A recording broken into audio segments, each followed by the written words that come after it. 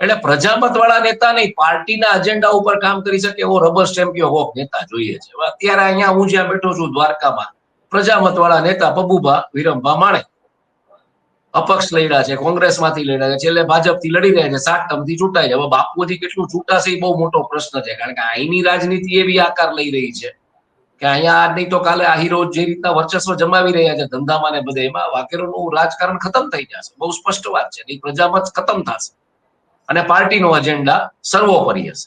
પાર્ટીનો એજન્ડા વિકાસ અને પ્રગતિનો છે. એટલે પછી વિકાસ ને પ્રગતિમાં કેવા ભાઠા જેવા રસ્તા છે. હું આ જ્યાં છું નાગેશ્વર રોડ છે, તમને રસ્તા ઉપર જઈને દેખાડો તમને એમ થઈ જાય કે આ પ્રગતિના વિકાસ હોય. યાત્રાધામ દ્વારકામાં, હિન્દુઓનું યાત્રાધામ દ્વારકા, એમાં જો આ વિકાસના પ્રગતિ હોય, આ રસ્તા ઉપર લિટરલી આમ જેને કહી શકો ને કે જે ઓલી કાકરા જે ઓલા પથ્થર પાથરા ને આમ સાઈડમાં ચડી ગયા છે, એવો ખરાબ રસ્તો છે, એવો ખરાબ રસ્તો છે.